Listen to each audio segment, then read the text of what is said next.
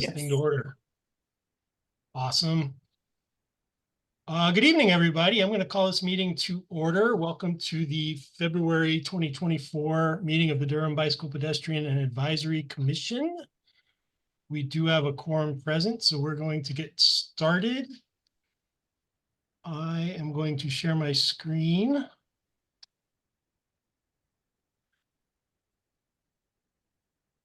And we will start with the land equity and land acknowledgement statement, which I believe Nathan has agreed to read. Yep. Thank you. We, as the Bicycle and Pedestrian Advisory Commission, want to begin this meeting by affirming BPAC's commitment to equity and racial justice. We would like to acknowledge that this meeting is being held on lands that have served as the home for diverse Indigenous communities long before current governments were established here. We pay our respect to the elders and members of these communities, both past and present, and recognize the harms of genocide and colonialism. We will make a conscious effort to reflect on the following questions as we advance through our business and contemplate changes in our community. And we recognize that achieving equity requires our commitment to an ongoing process. How can we seek to repair harm with our work and not erase history? How does our work impact the vulnerability and safety of people who hold many intersecting marginalized identities, including Black, Indigenous, and people of color, people with disabilities, and lesbian, gay, bisexual, transgender, queer, and questioning people? How can we prioritize and center people in our decision-making? How can we be more responsive to local needs? And how can our work build community power and shared decision-making? Thank you very much for that. Okay. Meeting Jeff.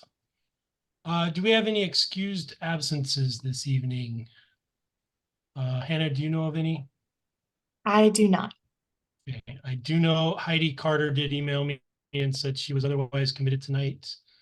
And actually, Jeff said he was going to be late, but he's here, so that doesn't matter.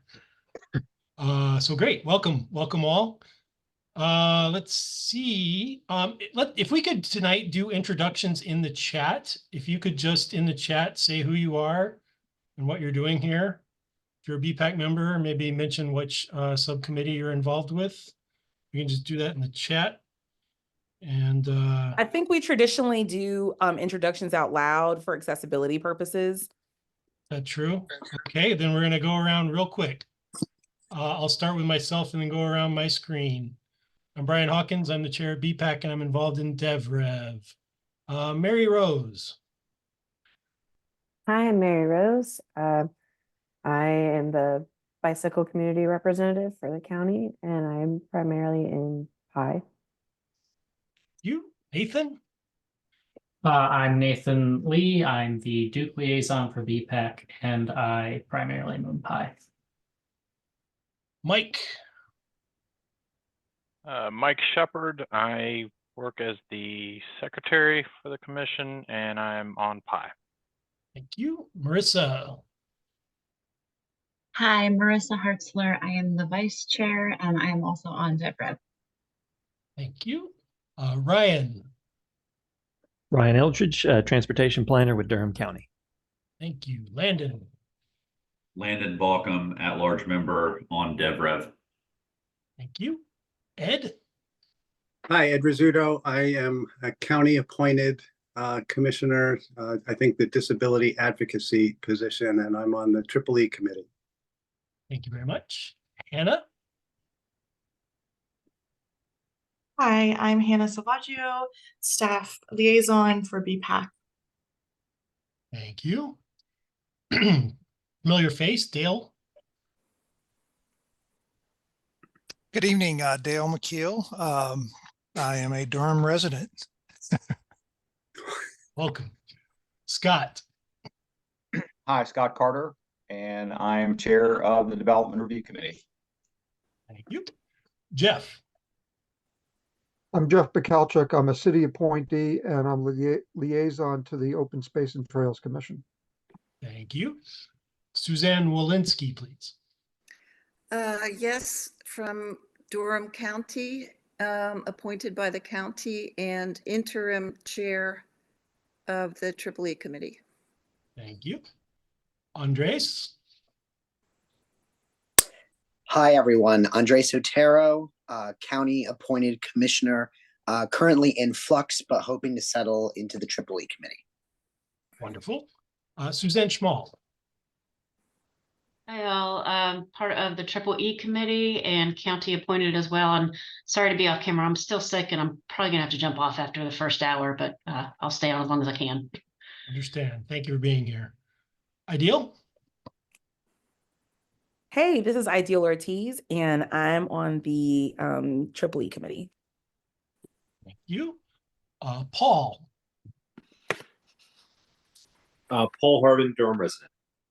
Thank you. And I don't know what the R stands for, so R?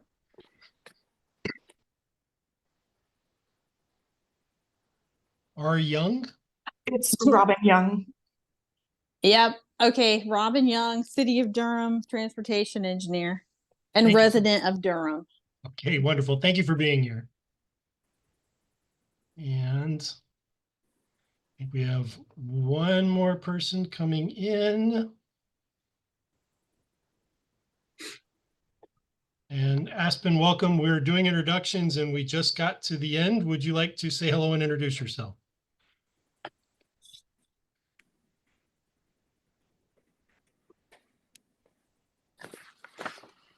And it's okay if not.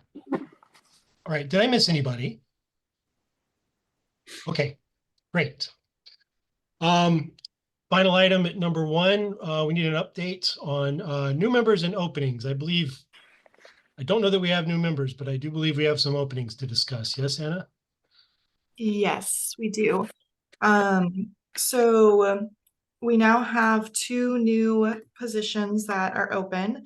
Hannah Preston resigned, and so now we have the youth representative position with the city that is open and going to be starting to accept applications tomorrow. We still have the transportation planning policy position that's open. That was Dennis's. And we have not received any applicants yet. So if we don't get anything by tomorrow, they're going to be extending the deadline for that by 2 weeks. And then we now also have a new vacancy for the senior advocacy, which was Jack's. And yeah, so that one is now live, and that is the county. Hannah, this is Ed. What's the age range for the youth representative for the city? So up to 24 years old. Down to what? Down to, I think it's more like 16. There were issues with us just being able to get anyone in general. And so, we can do it like lower than the 16s, but I think Hannah was like just at the 24 age range, and hopefully we can get someone that's like around that again, just so they're able to be more involved. But yeah, if you know of anyone, definitely tell them to apply. Yeah, do you have someone in mind? What was that? Sorry. Sorry, that was a question for Ed. Ed, do you have somebody in mind for the youth? Possibly. Okay. But I won't speak for that person.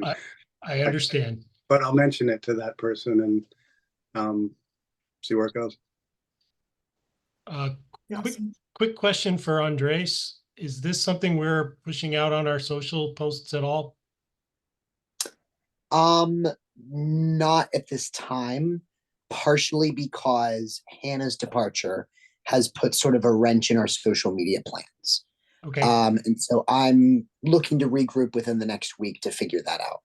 Okay, understood. I won't further put you on the spot, but just wanted to raise that as an issue. Not a problem. I appreciate it. Thank you. Thank you. Okay. Please publicize this to people you know that might be interested. If you're on social media, I think nothing stopping individuals from posting about this.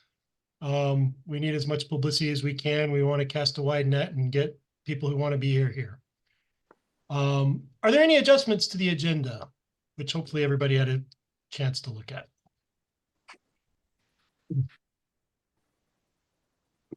Seeing a bunch of shaking heads and the blank stares, I'm thinking we don't have Brian? any agenda. Yes.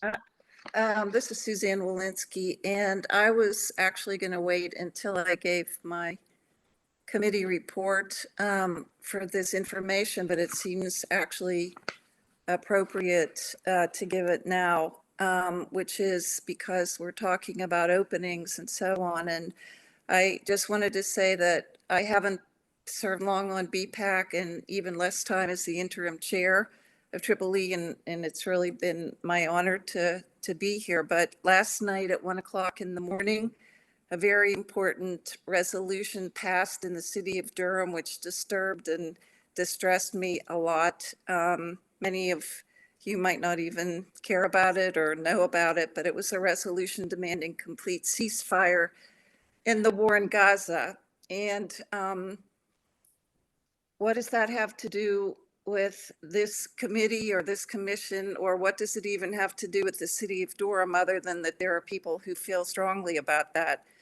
Time doesn't really allow me to go into my reason, but this resolution on the surface, to me, it seems and sounds right and just and reasonable, but I strongly feel and think that it's wrongheaded and very deceived because it doesn't represent the facts of the situation.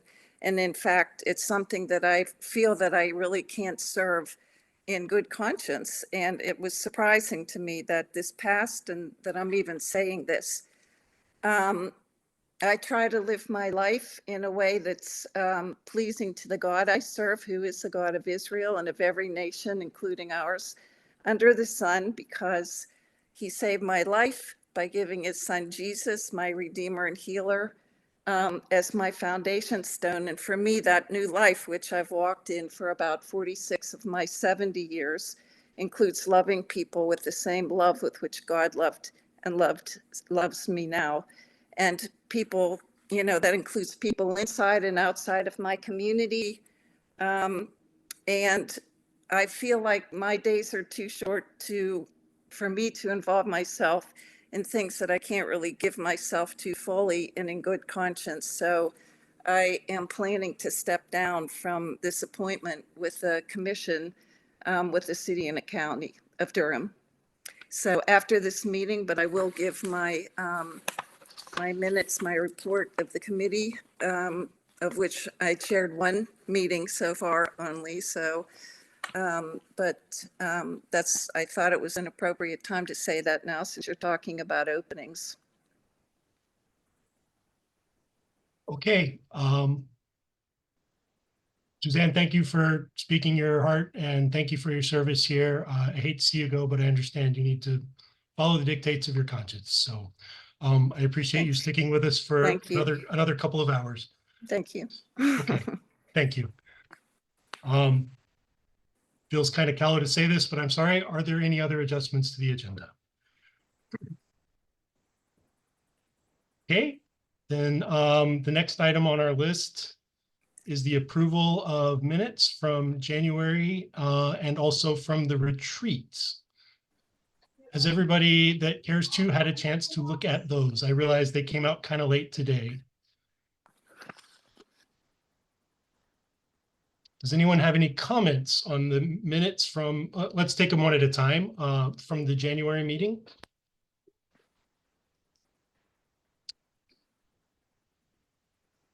Hearing no comments or questions, could I get a motion to approve the minutes for the January meeting? I can make a motion to approve those minutes for both.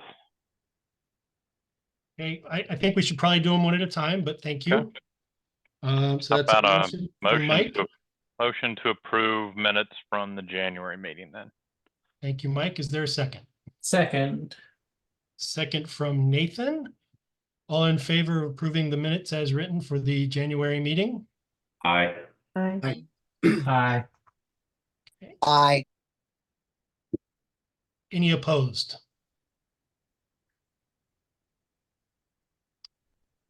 Okay, I believe those are approved. Moving on now to the minutes from the retreat. Does anyone have any questions or comments about the minutes from the retreat, which was February 3rd? I think. Okay, hearing none, can I get a motion to approve the minutes to the retreat? Motion to approve minutes from the retreat. Thank you, Andres. Can I get a second? Second. Thank you, Landon. All in favor of approving the minutes for the retreat? Aye. Aye. Aye. Aye. And any opposed? Thank you. The minutes for both meetings stand approved. We're cooking with gas here. All right. Okay, we are moving on to our public comment period. I know we have, I know of at least 2 people that wanted to speak, and there are a couple of other guests here, and we want to make sure they have time to speak as well. In the spirit of making sure everyone has time to speak, we are going to try instituting a 3-minute limit for commentary with this meeting. Please bear with us as we iron out the details of that, but we want to make sure everybody that wants to has a chance to speak. Dale, I'm just giving you a heads up. I'm going to call on you first. I am going to share my screen. Actually, I should ask, Dale, do you have anything to share on a screen, or are you just talking? Yeah, I did have something to share, actually. Okay, well then I'm going to scrap my plan. I will keep a timer myself. Okay. And Dale, the floor is yours. All right, please. I think you should be a co-host. Okay, great. All right, can you see that? I can, thank you. Did it go full screen? You're still in Okay. slide. There it is. Yeah. There we go. Okay, great. Okay, well, thank you again for the opportunity to be here, and it's great to see all of you. And thank you for all the work that you're doing. I don't know if BPAC is planning to make any recommendations for the upcoming budget for the 2024-25 fiscal year, but if you are, I would like to ask you to consider making some recommendations in regard to trail maintenance. And I really just want to focus on 3 areas: bridges and maintenance of bridges and boardwalks, maintenance of trail surface, and addressing issues with standing water. And the first issue that I mentioned is bridges. The Public Works Department has done an inventory of all the existing bridges and boardwalks on the trails, and has identified about $2.5 million in needs. And it's my understanding that is going to be submitted as a budget request by the Public Works Department to do bridge and boardwalk repairs on our trails. And this is actually a bridge that is already closed over off of the West Ellaby Creek Trail, and obviously, you know, if a bridge is out of service on a trail, it makes that trail pretty much unusable. The second item has to do with tree roots and other hazards on the trails. This is a tree root issue on the American Tobacco Trail. This is a tree root issue on the Third Fork Creek Trail. It's been here for several years. You can see there's actually a bypass that people have been using to get around this particular area.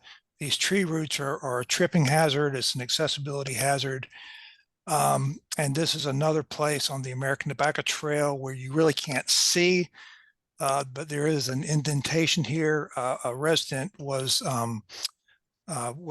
bicycling on this section of the American Tobacco Trail last fall and fell, and after hitting this bump and actually was in the intensive care unit for a couple of days.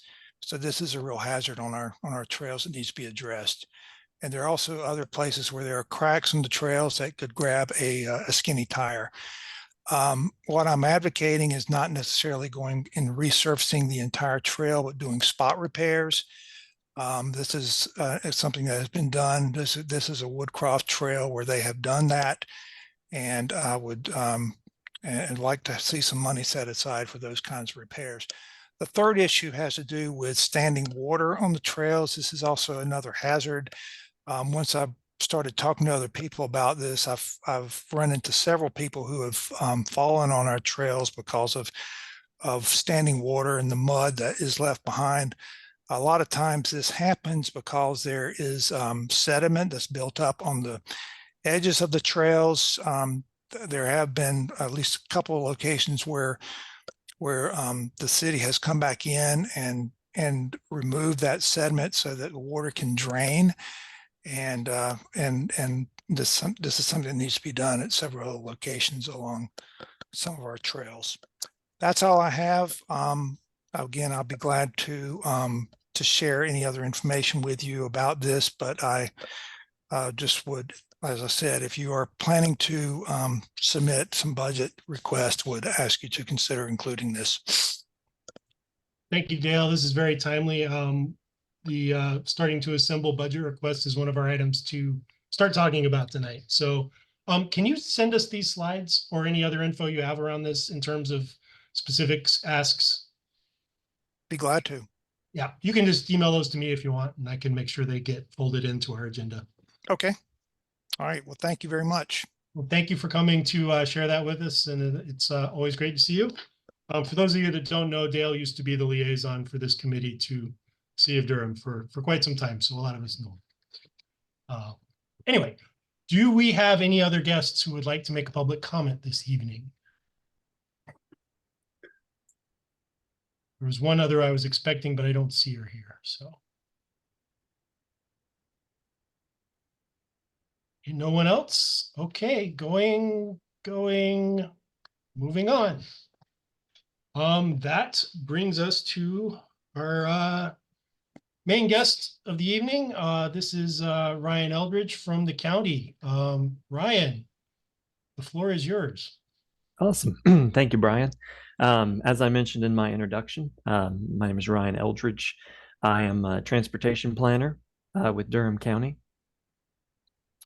Is that coming through? Is that the right? Okay, cool.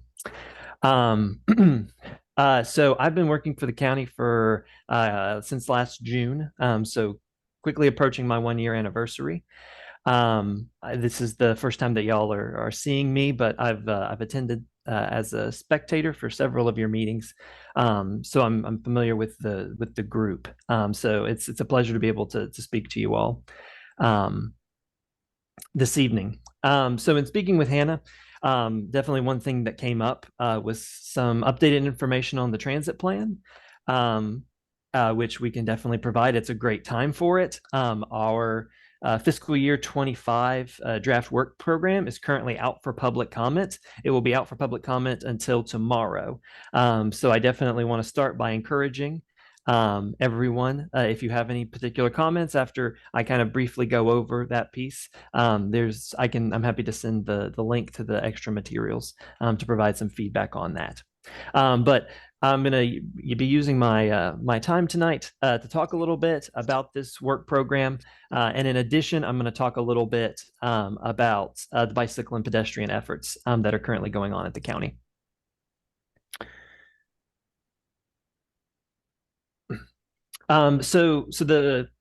This work program basically acts as an annual budget that will run from July 1st of 2024 to June 30th of 2025. So it's on our fiscal year schedule. It's very much just a continuation and kind of the yearly interpretation of the Durham County Transit Plan, which was passed last year. So it's definitely not a new document. It basically just kind of outlines yearly objectives, yearly goals, and then allocates funding appropriately towards those. So the goals are still the same of the Durham County Transit Plan. And we want to maintain those key themes that emerged during the public engagement that went on during the several years that it took to craft the transit plan.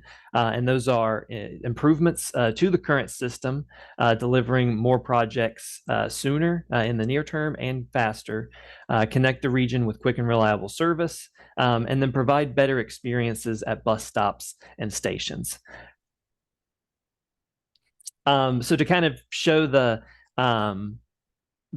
continuation on this slide, there are two pie charts, and the specifics don't particularly matter. What matters is how kind of similar they are. So the top demonstrates the prioritization of yearly funding that was allocated or was specified in the transit plan. And then the lower one is how that broke out this year in terms of what was funded. So as you can see, very, very similar. There's a few changes here and there, and we can get into some of those in a minute. But mostly, if there's a change, it was to a 1 or 2 percentage points.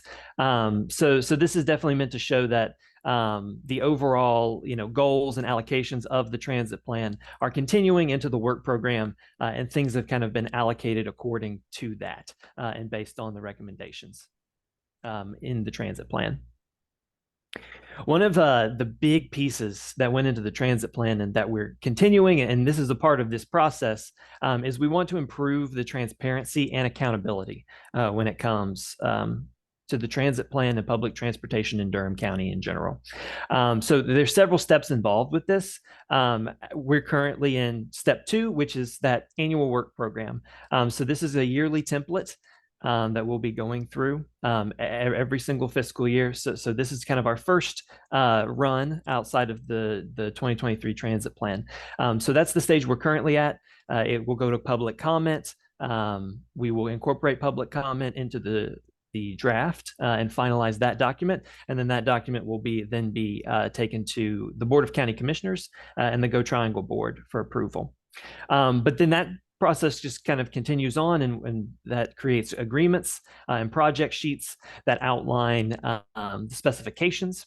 And those project sheets can be seen as attachments within this work program that lists key metrics that we're going to be looking at. And one of the things that I'm very excited about is hopefully our goal is by the end of the calendar year. So by December, end of December, we'll have a dashboard that shows these metrics, that gives regular updates on how the transit plan goals are processing. So that will be housed on the Durham Open Data Portal. So if you're unfamiliar with that site, it's a public site used by the city and the county, and it hosts a lot of really great maps and dashboards for public consumption. So we're really excited to have that out there so that the public and our governing bodies can see the progress that's being made and kind of track, not in real time, but as close as possible as we could get that. So that will be going in, and then we'll be using those results that we're tracking to kind of influence for future fiscal year plans in terms of seeing where we're having success, where we're not having success, where more resources need to be allocated, and then obviously the public's going to have access to that to provide that level of feedback as well. This slide talks about revenue. So if you're unaware, the transit plan is funded by a 1/2-cent sales tax in Durham County. That's its major source of funding. We also receive funding through light and heavy duty registration fees, but that makes up a much smaller percentage. It's still very valuable when it comes to public funds, but the 1/2-cent sales tax is the major piece. And this is very good news is when running kind of projections this year as compared to the projections that went into the 2023 transit plan, tax revenue up to 2040 has gone up 8%, just based on an increase in kind of economic activity and sales tax revenue within the last year. So that's great. a good economy. Obviously, when it comes to sales, that money goes, a piece of that money goes directly to the funding public transportation. So it's great to see that we're still very kind of fiscally sound and improving on that regard. This slide breaks down the two based on operating and then capital projects. So capital is anything tangible. So that's vehicle acquisition, the infrastructure required to operate transit, bus stops, things of that nature. And then operating is less so. So that's just the everyday, being able to have buses and paratransit vehicles out there and have staff that's supporting all of that. So both of those come out to about 19 million. Operating expenditures is a little bit higher. The breakdown by agency. So Go Durham, operated by the city of Durham, and Go Triangle.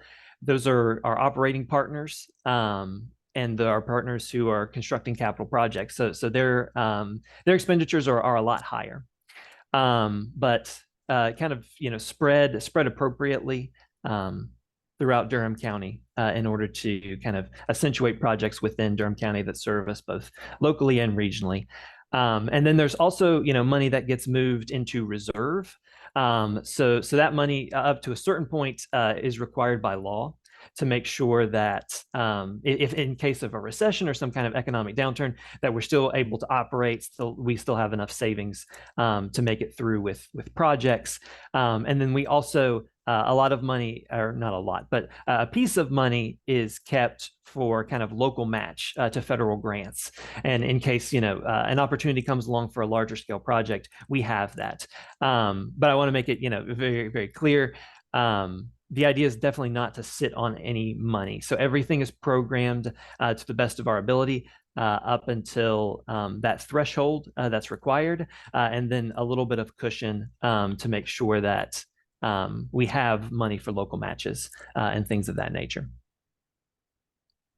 So talking specifically about the projects, there's three types of projects. Carryover projects, those are projects that really have not changed. Those are currently not in the draft of this work plan because there's no changes to, they'll be continuing. There's no changes to how much money is being allocated or anything like that. So it's that information is still the same as what was in the transit plan, last year's work plan.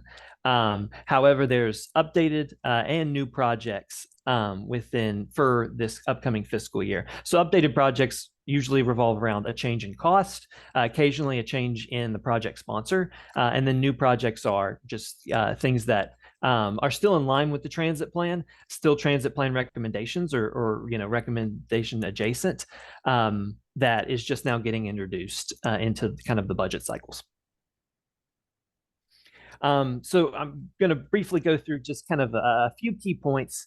One is, based on this theme of improving the current system, is implementing some of the priorities that came out of the short range transit plan that was done this past year by Go Durham and Go Triangle in order to kind of get some better prioritization of the Durham County Transit Plan's goals to help them kind of implement those pieces of it. So based on those recommendations that came out of that planning effort, there was a little bit of modification to the share of enhanced and extended services and more routes to more places. So more routes to more places was kind of pushed into FY26 and future years in some circumstances for some routes in order to enhance and extend service.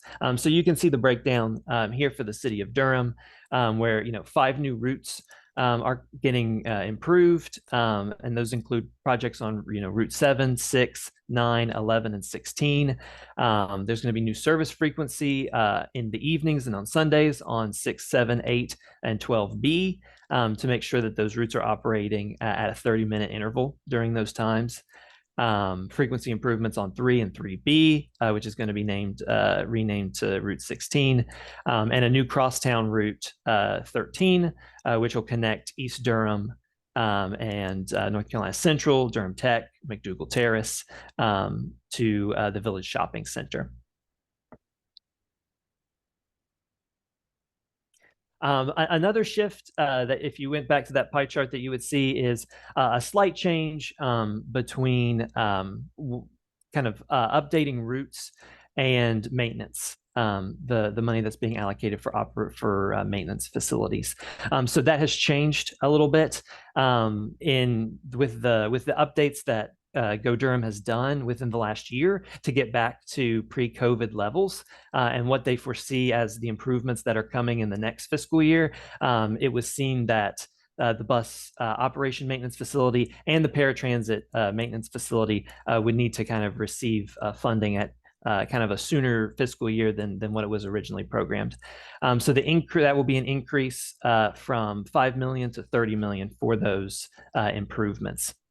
They will also need kind of additional local and federal funding, which is currently going after by our partners at the city. I also wanted to mention when it comes to maintenance facilities, the Nelson Road bus maintenance facility, which Go Triangle uses for their fleet or will use for their fleet, there's no changes to that project and what's being funded for it, but did want to note that's still on the books. When talking about the better experience at stops and stations, Durham Station improvements. So in order to kind of see that project through a bit better and kind of meet some of the funding needs that have arisen for it, that budget has been increased from 2.7 million to 9.98 million. The city also received a 10.8 million federal grant for that project, so congrats to them. So that project is coming together. I've seen some conceptual designs for it, and it looks really cool. Another piece is the Village Mobility Hub. So that saw an increase as well in order to get that project, and also to again kind of complement the federal funding that has received, because that project received a $292,000 grant. I also wanted to highlight our access to transit projects. These projects are pedestrian improvements, mostly sidewalk projects, but the idea is to connect kind of residential density in places that don't have good connection to transit access. So two projects these are new projects. It's Junction Road from NC 98 to Bentwood Park, and Horton Road from Guest Drive to Sugarwood Place. And then that combined budget is consistent with what was allocated for that access to transit projects in the Durham Transit Plan. These are not new projects, but I definitely wanted to mention the Go Triangle Durham Bus Stop Improvement Program is still going strong and still has its funding has not changed, but the goal is getting incrementally increased every year in order to deliver more completed and updated bus stops. So that will still continue, as well as the Go Triangle Regional Mobility Hub and the Fayetteville and Holloway Transit Corridor projects. And this other goal of connecting the region with quick and reliable service. So there's a placeholder in the model because we foresee that some of this is going to be much longer term when it comes to these kind of larger scale regional projects. So the model is put in place to understand and to make sure that we're financially sound in future years, knowing that there's some things coming when it comes to kind of stronger service. And we're also, as I mentioned before, focusing on reserving some forms of funding for grant matching, as this is an excellent time when it comes to opportunities for federal grants. So having that local match really makes for a very competitive application in kind of the current climate. I wanted to highlight a couple of planning efforts that are going on that will be starting this coming fiscal year. The DCHC MPO's bus speed and reliability study, which will be focused on kind of higher service level bus improvements in certain areas within Durham County. That's going to be getting started soon. Durham County has provided a contribution to NCDOT's FAST 2.0 study, which very similar is looking at bus rapid transit, particularly along highway corridors and larger road facilities. And then also, I believe y'all are familiar with the Durham County, the East Durham Railroad Crossing Study, examining 3 crossings in East Durham, looking at safety improvements, but also taking the context of the local community into effect. That's currently getting processed. We received a $1.2 million federal grant for that study. So we're currently working with the Federal Railroad Administration to kind of allocate that funding and start that project. There's going to be a lot of community engagement involved in that. And I have a counterpart. I'm currently the only transportation planner for the county, but I have a counterpart that's getting started in March, and that's going to be their lead project. So we're excited to be growing our team and having somebody kind of dedicated to that specific project. Another piece, and this is something that we definitely want feedback on, is some proposals from both Go Durham and Go Triangle on addressing bus fare subsidies. So the city of Durham intends to continue fare free throughout FY25. So looking at mid 2026. And then that longer term decision is to be made later. But they're currently working on their direct investment in mobility equity program in order to continue to support fare free. So there's been some reprogramming when it came to fare collection technology, now going towards that program. Go Triangle, they intend to restart fare collections in FY25, so in July of this year. And as kind of a supplement to that, they're looking to implement a low-income fare program, which will be regionally funded, split 70-20-10 between Wake, Durham, and Orange counties. So there's funding allocated for that. This specifically is something we definitely want feedback on when it comes to kind of what kind of policies and principles do we feel should really be guiding these programs. And with that, I want to continue into public comments. So like I mentioned, the public comment period is open. It closes tomorrow. So if you haven't, then I definitely ask anybody to provide any comments that you have, especially on the fares piece. But as I mentioned before, it'll then be finalized based on those recommendations and the public's feedback, and then it will move through the approval process through the various boards. It will be adopted, and then that will be the annual budget, and then we'll be back to do it again next year. There's been some pop-up events. This is the link. I'm happy to add that to the chat after my presentation. So switching gears into kind of the Durham County Bicycle and Pedestrian, some updates that we have as a county transportation department. So I know from listening into several of your meetings that this comes up often. But just to kind of reiterate, Durham County does not construct or maintain any transportation infrastructure, which, while that's kind of divergent from the way some states do it, in North Carolina, that does tend to be more common, even though we are seeing counties start to kind of emerge into the space to kind of fill gaps in certain areas. This creates a very interesting issue in the fact that construction and maintenance falls to NCDOT and the city of Durham when it's within city limits for the city of Durham, and then the rest is kind of up to NCDOT. Or there's some privately owned facilities as well. But for the most part, it's NCDOT. As you all know, NCDOT does not maintain sidewalks. But we have instances where there are sidewalks in the county, but the NCDOT has made a maintenance agreement with the developer who did the development, but now that developer is gone. There's really no one to kind of maintain those sidewalks. So we're seeing some things that are outside of city limits within the urban growth boundary that don't have a caretaker. So this obviously poses accessibility issues. It just poses general administration issues. And there's not necessarily an entity there to kind of address that. There's also an issue that we've come across when it comes to gaps in the sidewalk infrastructure. We get emails from citizens who they live in city limits, their kids go to school in city limits, but the road that they would take to get between those two places is in outside of city limits. It's in county. And there's no place, there's currently no system where something could get built to fill in those gaps.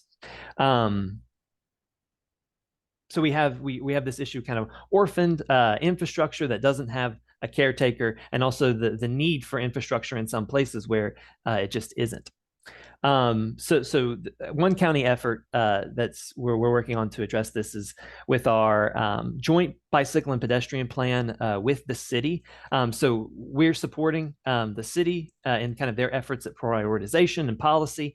But from a county perspective, we're also looking to get guidance on how can we address these issues? How can we figure out a way to fill these gaps? How can we figure out a way to have a maintenance over some of these facilities that falls outside of city jurisdiction. So we're currently in the process of working on that. We'll be working with a consultant who is going to kind of give us some baseline based on what peers are doing and some best practices to kind of determine. I do want to say this does not necessarily mean that the county will start a sidewalk construction program. That's not off the table, but it was going to depend on kind of financial commitments and just what makes sense for Durham as kind of an individual entity. But we will be doing our due diligence to understand how we can kind of address some of this. Another key piece of the bicycle and pedestrian plan is exploring how the county can get involved when it comes to regional trails and greenways. And kind of expanding on kind of greenways as transportation corridors regionally that goes outside of city limits. So we're looking for some guidance on that. But we're actually currently very much involved with a current trail planning project, which is the Durham to Roxborough Rail Trail. And if this is a project that's been around for quite a while, and there's been a lot of interest. It's gone by different names. It's also been known as the Three Rivers Trail, I believe. But this is a 18-mile abandoned rail line. It is currently owned by a rail company, but it has not been used since the early 80s. And it goes from downtown Durham around Avondale up to the Person County line. And then it continues into Person County. We're currently working with Person County. And in total, it's about 24 miles of uninterrupted trail corridor, 18 of which will be within Durham County. So it follows a general path, kind of going over next to the Trayburn Corporate Park, kind of cutting back, going through the Bahama community, and then up along 501 through Rougemont, and then it continues up along 501, going towards Roxborough. So this, we see this as a really awesome opportunity. This would obviously, eventually once the Durham Rail Trail gets implemented, this would provide an uninterrupted connection from Roxborough all the way down through the American Tobacco Trail, connecting to other, trail opportunities. So we're partnering with the city, the East Coast Greenway Alliance, because this is a large project, but it has the potential to be really interesting and really impactful. Our current focus of it is conducting a planning and feasibility study to determine exactly that. What is the feasibility of doing this, and also look at kind of mitigating any outcomes. So as typical with one of these studies, we'll be looking at design considerations, environmental impact, potential environmental impacts, potential human impacts. A big piece is we're going to be looking at housing. We want to make sure that this is not something that disrupts any of our current Durham County residents, but is something that everybody has access to, that everybody can use, and that it doesn't cause development in a negative way.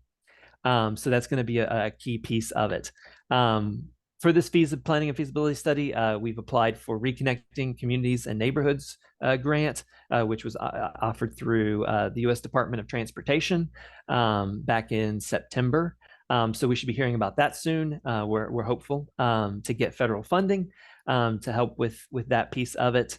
And then there's obviously many pieces to come. This is a very long-term project, very similar to what the American Tobacco Trail was. But we're making progress, and we're very excited. So that planning and feasibility study, we're hoping that will start near the end of this year, depending on what the funding looks like. There'll be a large public engagement piece to that as well. One thing, though, that we're looking at right now with this corridor in preparation for the feasibility study is cultural corridor opportunities. Cultural corridor is it's a term that's gained a lot of kind of prominence in past years as kind of transportation infrastructure is also morphed into public history opportunities as well. So this corridor has an incredibly rich history. So we're currently building out efforts to kind of catalog that and get public feedback to determine how we can convey that through this piece of infrastructure. A really great example of what we're looking at is the Road to Freedom Trail in Townsend, Maryland. So just outside of the Baltimore area. This is a trail project that was done by the community. It connects a former slave labor plantation in this area, which is now a National Historic Site, to several really important and key places within the Black community in this town. Including the sites of former communities that were disrupted during urban renewal. And there's I can put a link to this as well. I encourage everybody to go look, because it's a really awesome placemaking thing that they've created, where there's signage that tells stories. They have intention to kind of incorporate a public art piece to it as well. And so we're really excited because there's a lot of parallels between what is going on with this trail and what could potentially go on with the Durham to Roxborough Rail Trail. Because as I mentioned, very deep history. First and foremost, obviously, is the history of slavery in Durham County and the free people that emerged from it. So, and then there's there's rich Native American history here, a pre-colonial trading path, which was crucial to indigenous peoples, traveled through northern Durham County. There's obviously the history of rail and the economy that grew Durham. So we're really excited. We're partnering with some history organizations, some community organizations within Durham County to kind of explore this further. And we intend to do some kind of preliminary public engagement to the feasibility study in order to kind of build this out as kind of a cornerstone of what the project can be. So it's definitely one of the benefits, I think, of the county transportation department as an emerging entity, is that we can take on some really interesting projects and kind of blend some different interdisciplinary cases. That's all I have. I tried to keep it brief. If anybody has any questions, definitely feel free to ask. I know that's a lot, and we had quite the pivot in the middle. But also, I've put my email address up. Please feel free to contact me, not just now, but at any time if you have any particular questions. Ryan, thank you very much. That was a lot, and we actually have already a bunch of questions queued up for you. Okay, cool. So I'm gonna go through them in the order I received them. If anybody else has any other ones that come up, you don't have to put the whole question in the chat if you don't want to. You can just kind of say you have a question in the chat, and I'll call on you. So, or you can write it down. Either way. But the first question was from Adil, and she said, "Is the railroad crossing study only supposed to yield the ability to close intersections, or designs to actually make them safer?" Right. So this is the railroad crossing study it's very base level. So it's definitely not just looking at closure. It's not necessarily closing the door on that either. So it'll be an examination of what could potentially be done at these areas to make them safer. So, and obviously community context, potential disruption of grade separation or of closure, all of that is going to be taken into consideration. The door, going into this project, there's not one right answer, and we definitely acknowledge that, and we definitely acknowledge that we don't have the answer necessarily. So we want to expand on the knowledge of the area. And make sure that whatever is being suggested is something that the community will actually support, and it's not going to be detrimental to them. And it's going to, as Ideal said, make the intersection safer. Great, thank you. One more question from Ideal, actually. How is this RCN application coordinated with City of Durham applications to the same program? So yeah, we had conversations with the City of Durham, and the City of Durham is a partner on this. So there's a financial commitment of a local match that's split 3 ways between the county, the city, and East Coast Greenway Alliance. So yeah, the city put forward their own applications as well, but this is also a priority for the city as they see it, and it's a great opportunity. And by partnering with other organizations, it lessens the financial impact on any one entity. And it was also determined that based on the context of this application, that it wouldn't necessarily be in direct competition with other city projects based on where they were at those stages and what kind of pots they were pulling from, because the RCN was kind of a collection of several different grant opportunities. So it wasn't kind of all one pot. Okay, great, thank you. Next question came from Mary Rose. She mentions that there's a House bill, I'm assuming that's a State House bill, HB 198, proposing bike ped funding not be limited to car-centric infrastructure projects. In other words, that funding for bike ped projects can stand alone. Would the approval of this bill provide a solution to the orphan sidewalks problem in the county that you brought up? It could potentially have the opportunity to, yeah. I wouldn't know. I don't know enough about the bill. But if NCDOT were to be more involved in bike ped infrastructure, it could open up certain doors that would allow. We're really in a very interesting place with it, because the city cannot really pay for infrastructure outside of the city limits for understandable reasons. And then NCDOT policy is that they don't maintain these things. So we're stuck in this intermediary zone. So we'll be pursuing our own kind of solutions to the problem. But obviously we'll be monitoring anything that happens at the state level as well, just in case that opens up extra opportunities. I'm going to take my prerogative here and ask a follow-up question on the same topic. You mentioned you are seeking guidance on how potentially to do that. May I ask from whom you are seeking guidance, how you might do that? Seeking guidance. So with the bike ped and pedestrian plan, we're currently in the process of selecting a consultant. Yeah, so that consultant firm will be helping kind of compile those policy opportunities and things. Okay, thanks. We got a great question from Aspen. She asks, is there any data? Have you collected any data, or do you know of any data on how fare free has contributed to buses being on time, especially Go Durham? Yeah, I'm sure that data does exist. That's by our partners in the city, and I can reach out and see if there's been any connection. On time rates have gotten better post COVID. The city has been doing, just an excellent job when it comes to trying to get things back to pre-COVID levels. So there's definitely been a bump. It would be interested to see if there is a correlation between that and fare free. Cool.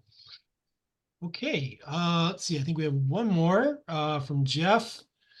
He brings up some of the problems that DPS has had over the past few years with bus service. I think those are ongoing. Is there any plan to try and coordinate Go Durham and DPS to improve service to Durham schools and make it practical for more students to get to or from school via the public transit buses via Go Durham? Yeah, for sure.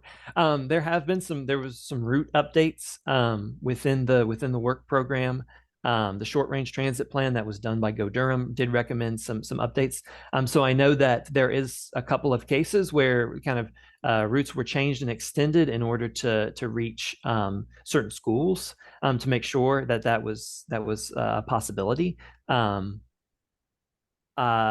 when it comes to kind of coordination in general, I mean, I think that's definitely that's not necessarily a question that I can answer. I do know that there's been some issues in the past when it comes to what the school is liable for, and kind of how they integrate their own system, and when it comes to safety and things like that, that have prevented kind of coordination in the past. I don't necessarily have the context for that. I just that's just something that I've heard. So there are definitely challenges with it, but even within the scope of that challenges, we are working to make sure that transit access is available to more young people, and that it's connecting the places that young people want to go. Okay, thanks. Before we move on, I want to ask if anybody has any additional questions, follow-up questions, or comments on any of the things we just heard from Ryan.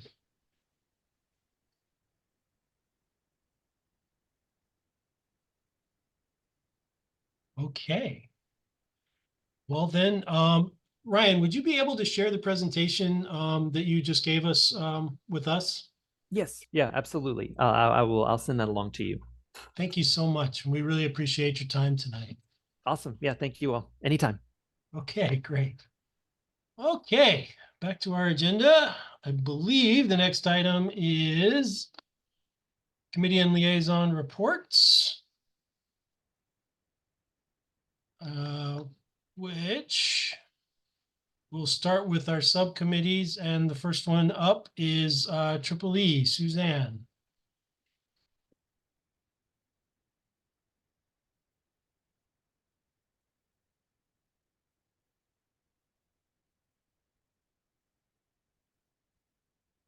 Suzanne Walensky, do you have anything additional to report out from Triple E this month?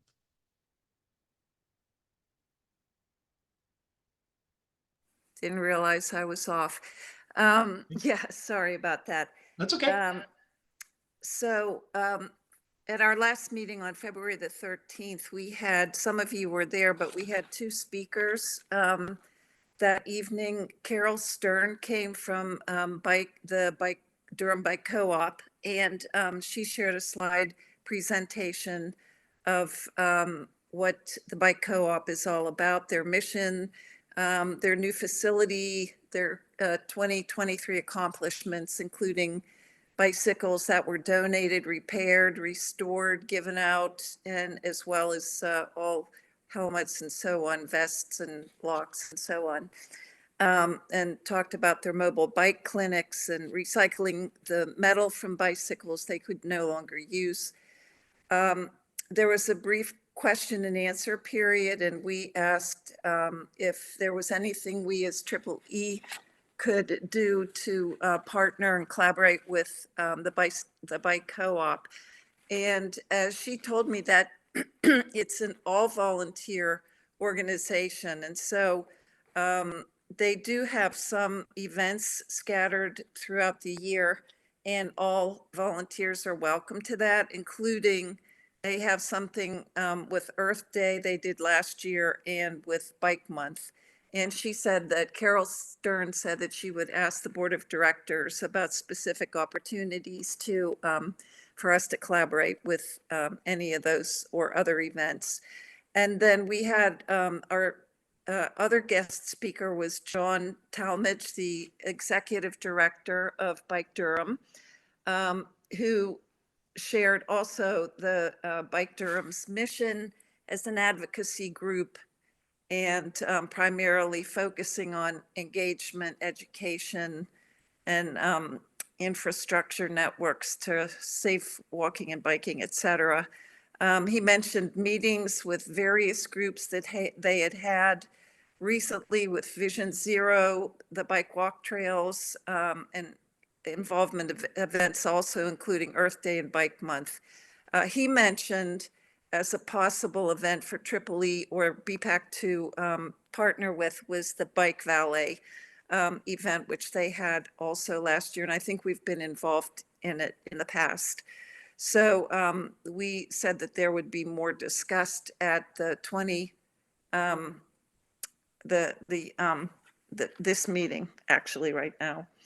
And the other thing that John brought up as kind of a new item was the concept of they would love to have some type of a scorecard for public agencies, so that they would be held accountable for public projects concerning bicycle and pedestrian issues. And he actually mentioned Carl Rist as a possible resource. Ideal, who's here at the meeting today, offered some insights into the general plan outlines for the city, which she's intimately involved in, including different trails. And she sent us members links to those different plans, which included the bike walk plan, Durham transit plan, the pedestrian plan, DCHC 2050 MTP, Go Durham short range transportation plan, and trails and greenways master plan. And so those all have links to visit. The scorecard is something that really definitely needs some consideration, but it also needs probably a lot of refining, in my opinion, and work to figure out what exactly would be beneficial to them. I think it's a great idea. It's a pretty big scope, and I think we'd have to probably definitely focus on scoring, well, just the whole structure of the scorecard and what was to be included and so on. So that's something for everyone to talk about. And the other thing that he mentioned was about a goal of more community involvement. He talked about increased social media presence, and possibly with the different committees of BPAC creating video footage, which might be shared on social media. And we can maybe ask Andres to address that possibly in this meeting or another meeting, and to share insights and needs and ideas. So he mentioned a Bike Durham meeting with Reimagine the Durham Freeway, and also Bike Month kickoff, which I think probably all of Triple E and BPAC would be interested in moving forward with that, which that's in May. So we're in February and it's coming up. So those ideas have to be, have to be tossed around. And that was it. The guest speakers, then left the meeting. And also our group, the Triple E, discussed the idea because Marissa had mentioned in an email that it's very difficult for anybody with, like, she has high school age kids to attend a meeting at 6 o'clock. It's just a very difficult time. And she asked if it's possible to make that a little bit later, like 6:37. And I brought that up in the meeting, and we didn't come to any conclusions about that, but I certainly saw the wisdom of it. And I think it could broaden the, the attendance possibly as well, if the meeting was changed to 7, but that's up to everybody. So, and then the meeting was adjourned, basically. Thank you for all that, Suzanne. I know John actually gave us quite a lot to talk and think about. I think I'm gonna grab what I think is the simplest item to address to this group first, which was the last one you mentioned. Mm-hmm. And ask as a poll to the group in general, is a 6 p.m. start time for Triple E or anything else? I believe Triple E is the only thing we have that starts currently at 6. Is that an impediment to participation? Or to put it another way, if we move that meeting to 6:30 or 7, is there anybody that might be more inclined to become involved with Triple E? I personally, I don't know that there's not too much involvement right now. The attendance is not extremely high, but I thought, personally, but it's up to, the group to discuss that.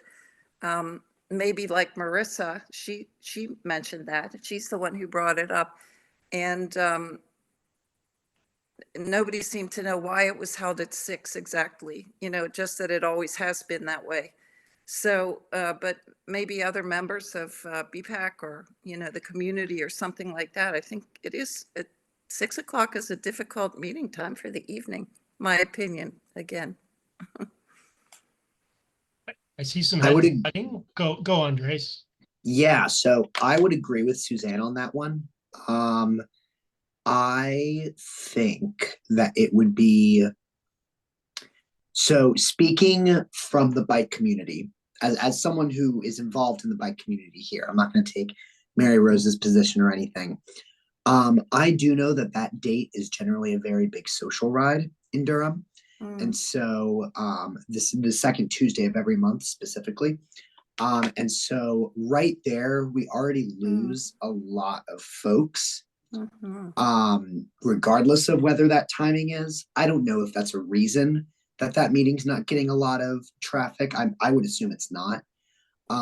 Regardless, if it makes it easier for group members to attend later in the evening, I would say that 6 is too early and that it would need to be pushed back. Okay. Andres, didn't you say though you wouldn't be able to attend if it was later in the day? I did let you know that previously. That has since changed. Okay. Okay. Good. Yeah. So I can accommodate that now. Okay. Good to hear. Any other thoughts on timing? I guess I'd just like to say thanks everybody for considering this. I did see something pop up in the chat that there might be some benefit to having all of the meetings at the same time, just to make them consistent. That has been tried. Would anybody like to comment on how that went?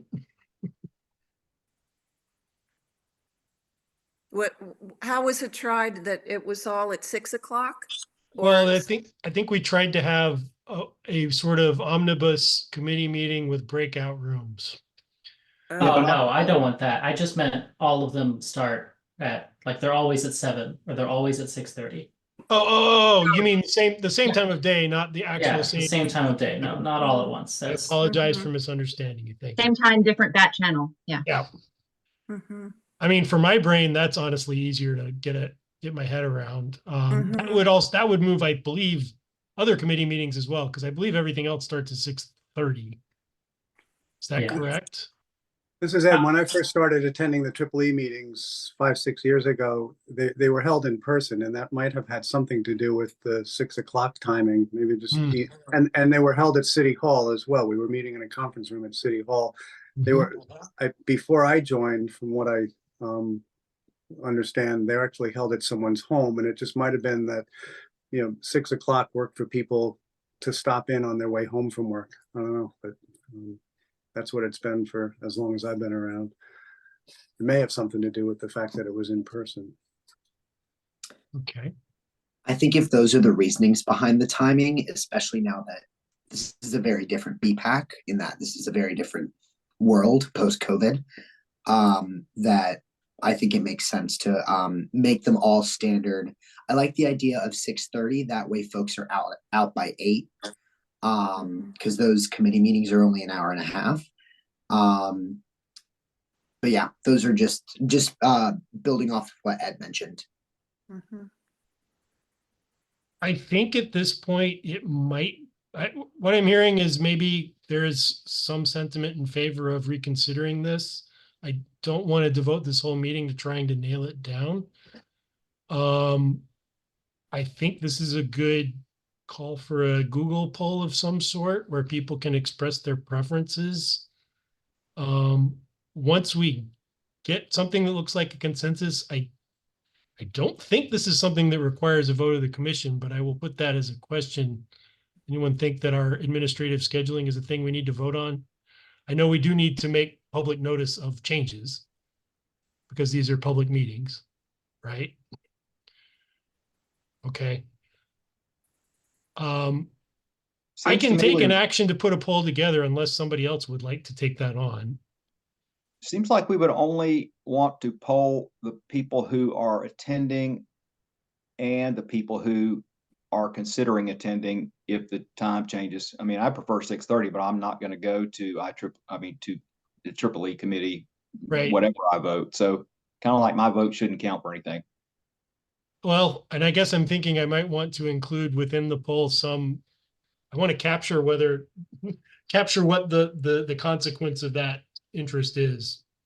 I currently attend this meeting and I want it to be at this time, or I would be more likely to attend this meeting if it was at this time.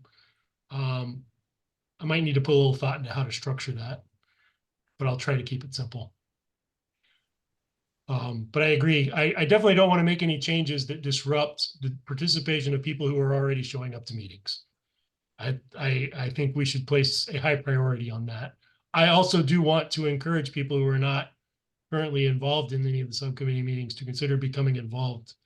As a general comment, it has been noted participation in double E has been a bit uneven, or sorry, triple E has been a little uneven.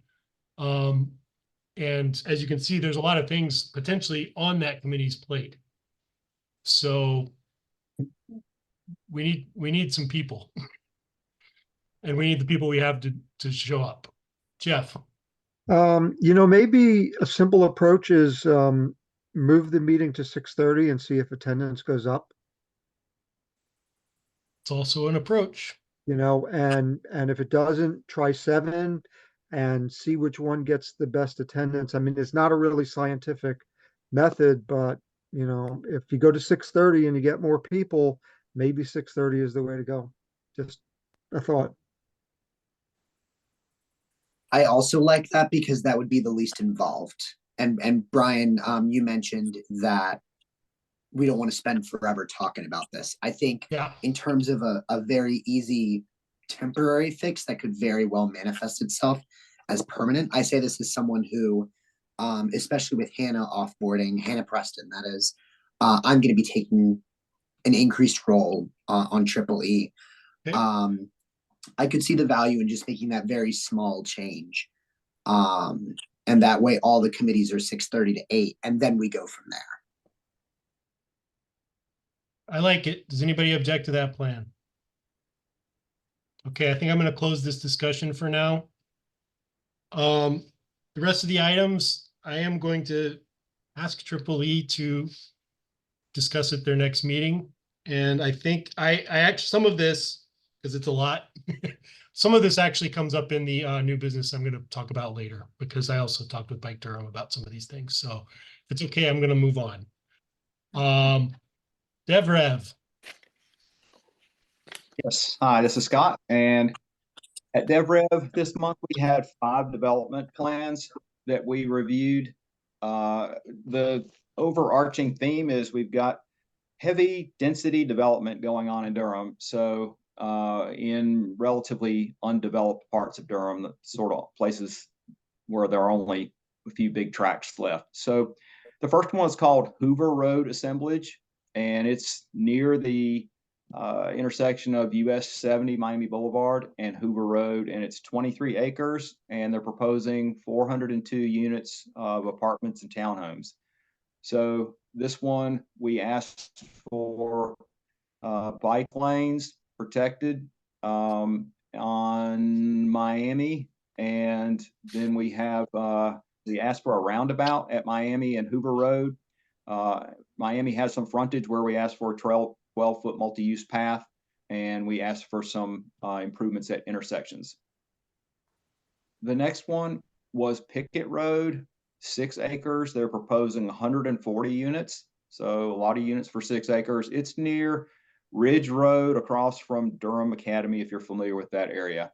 And this one, we asked for also a multi-use path along Pickett, and there's a Sandy Creek Park nearby. We asked for a multi-use path to connect to that, and then some other crosswalk improvements. The next one we looked at was, and that was Brian. Thank you, Brian. The next one we looked at was Leesville Road. Landon reviewed this one. It was 30 acres, 250 apartments, plus 175 townhomes, so 425 units. It's off US 70 near Page Road and kind of in the general area of Briar Creek. And this one has other development that's nearby, but we asked for a protected bike lane on Leesville Road and a multi-use path. And just to clarify, we're asking now for a 12-foot multi-use path with 10-foot tree buffer along the front of the road and Leesville Road. And we also had some connections to future developments that are expected on the north, east, and west side. There's still some undeveloped land out there, and we expect additional developments to be coming forth at those. The next one that we had was 3112 South Austin Avenue. This was a second revision. It's a 3/4 acre property with 5 to 7 townhouses. It's in a rural area with really very little infrastructure out there, and there's not really much road frontage, and so there really wasn't a whole lot to ask for. There are no sidewalks to connect to or anything. And finally, there's a project called Brickworks, second revision that Marissa looked at. It's 20 acres, but has nearly 1,900 units, apartments and townhomes, so super dense. It's on Angier and East End, near there, between sort of in the U shape between NC 147 and I-885, so sort of East Durham.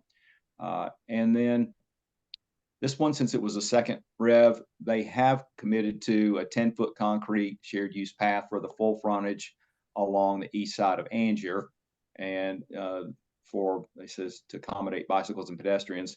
They also have agreed to put a bus stop there at on the east side of Angier. So they're expecting Go Durham to do some kind of a analysis and see whether they would benefit from having a bus facility there.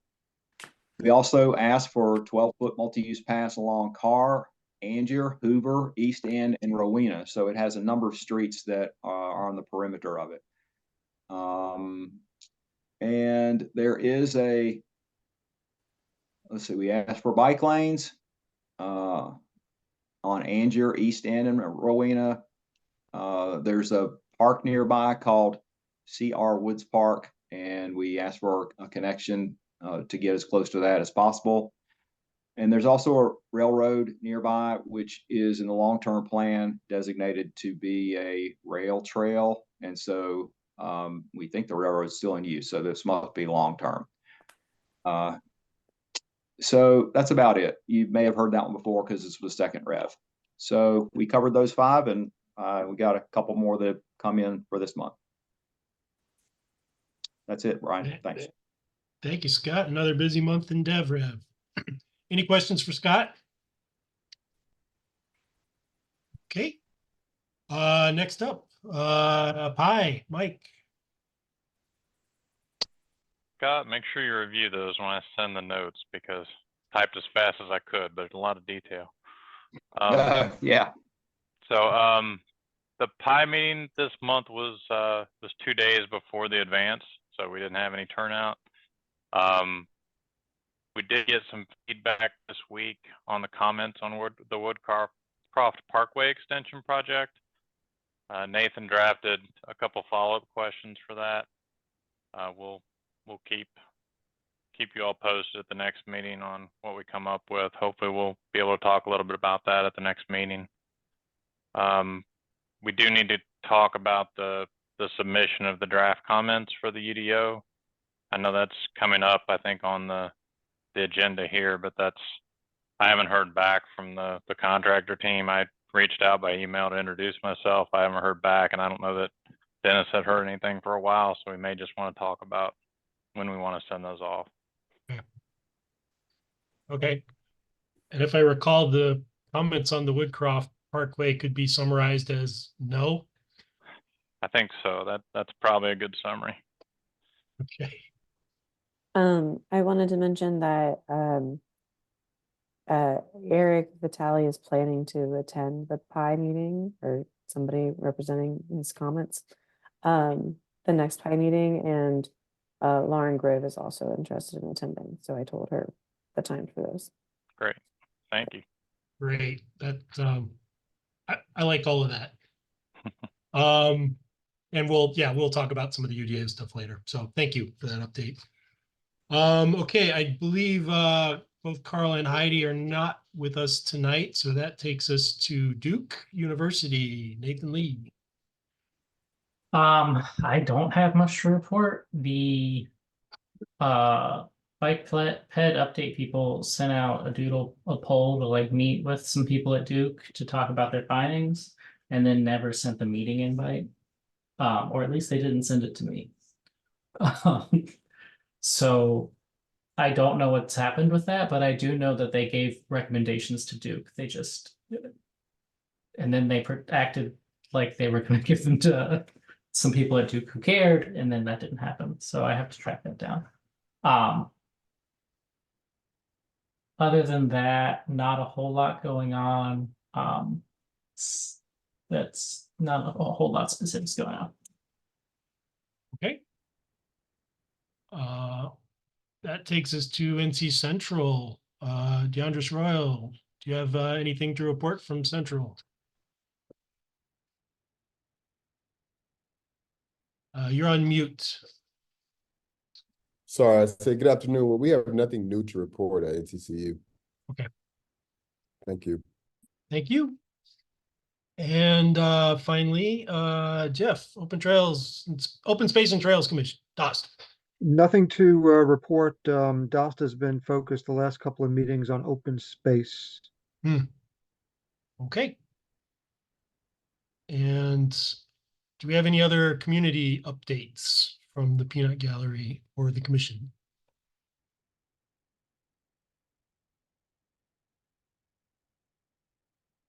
Okay, hearing none, I think that takes us to old business, almost on time. Okay, give me just a second here. I'm going to pull this up and share my screen.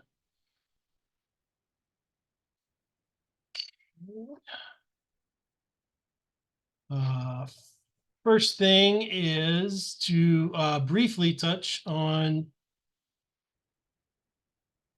our guest speaker list. Almost everybody here, I believe, joined us for the retreat, where we did a deep dive on this to hopefully make this part of our meeting shorter and maybe even skip it occasionally. So you've hopefully noticed on this month's agenda that the topic list has been revised. I have it up on the screen here. Ideal, I realized just now I misspelled your name there. I apologize for that. We streamlined that list, reshuffled our priorities a bit, got rid of some things that probably didn't need to be there anymore. Currently, we are booked up, and actually this was made a couple of weeks ago. I believe now April, Ed, you did confirm that Brian Fahey was going to speak with us in April. Is that correct? Yes, that's correct. Tuesday, the 16th of April.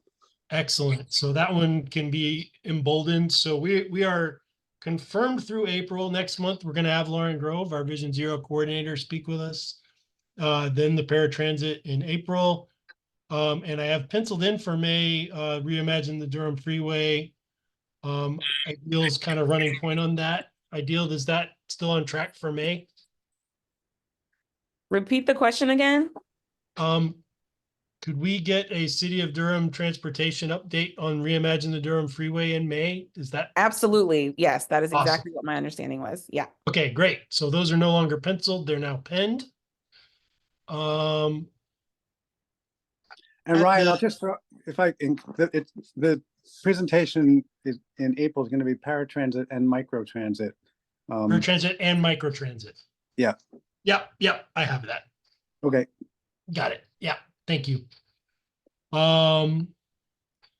So we're good through May. I don't think we need to decide on anything else right now. Just so for everybody's visibility, some of the other things that are kind of at the top of the pile. One was to get an update from the NCDOT. This is basically a repeat of a presentation that they gave to City Council. And Javier encouraged us to bring them before VPAC. This is a group for whom we'll have a lot of questions, I imagine.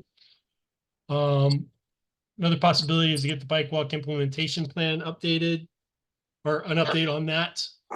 And then maybe some discussion of coordination of efforts at the state level. But I don't think we really need to work on this right now, if that's okay. Anybody have any questions or comments? I'm feeling good about being booked up 3 months ahead. I just had a question about, Sure. is it the March or the April meeting that we're doing in person? April. Okay. Yeah. Okay. Next thing on old business, right, is the next steps on both the UDO and the walk audit. Let me make sure I have my notes here. So on the UDO rewrite, and Mike already alluded to this, we need to talk to somebody. We need to talk with the planning department or with their consultants, right? Do I have that correct? So I guess our action is we need to ID somebody to run point on bugging them for that meeting. Currently, I think this effort's resting with Pi.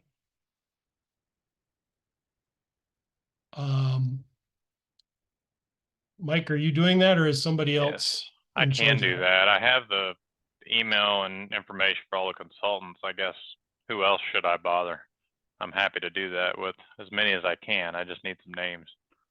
Yeah, and I don't know those names. Does anybody else have any thoughts here? I think Scott, I see you talking, but I don't hear you. I don't know. Okay, yeah. Isn't there a public forum for the UDO rewrite this Thursday? I've got it on my calendar from somewhere.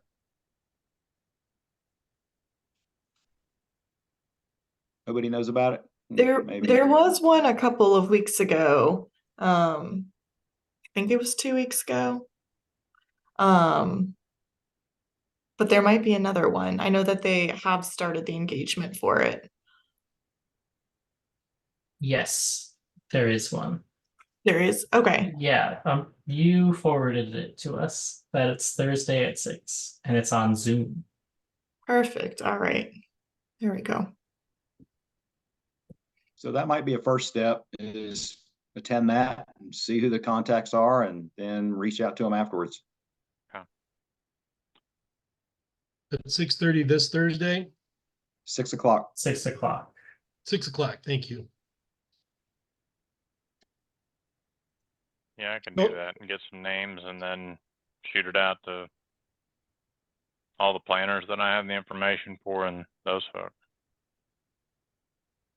Perfect.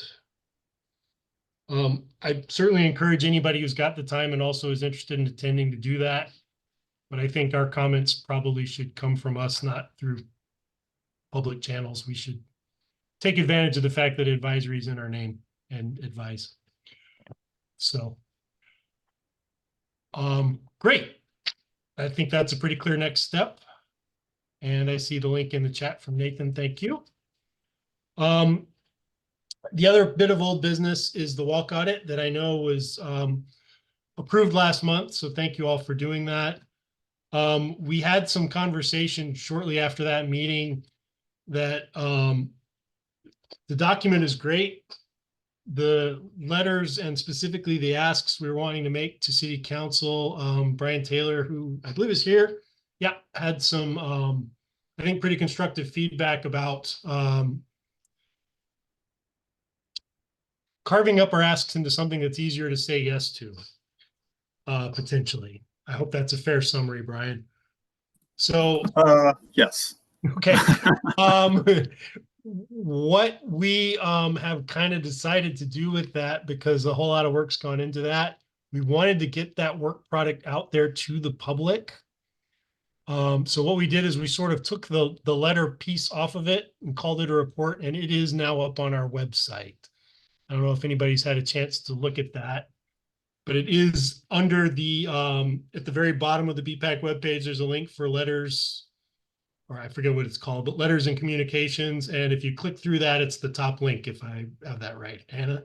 Yes, I uploaded it today. So. Yep, great. And I looked at it today and it looks great. So that's something we can point to. The task of writing those letters is going to take a little bit longer. What I'm looking for, I mean, I'm happy to kind of run point on that as chair, but I would welcome other input. If anybody's interested in kind of helping to craft those letters, in broad strokes, we're looking at a letter for short-term, easy to say yes to asks, and then maybe a separate letter saying this is what should happen over the next 5 years or so. Both of which go to that plan. Yeah, Brian, go ahead.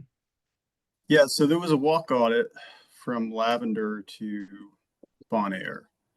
Right. I mean, the recommendations also included some parallel paths and things like that. I think there was I think Aspen went on a walk and illustrated some of the issues with other connectivity parallel to that corridor, basically where you see the row retail from kind of like from Maryland to Britannia almost, where it's 25 miles per hour. And that was really the subject of the walk audit. And then the letter ended up like becoming like the entirety of that corridor. And I feel like BPAC bit off more than volunteers are able to chew and make like compelling arguments for all those different things. So I think going back to like the walk audit and originally what it was and structured around like, and I think it was a really great guidance document on that they produced.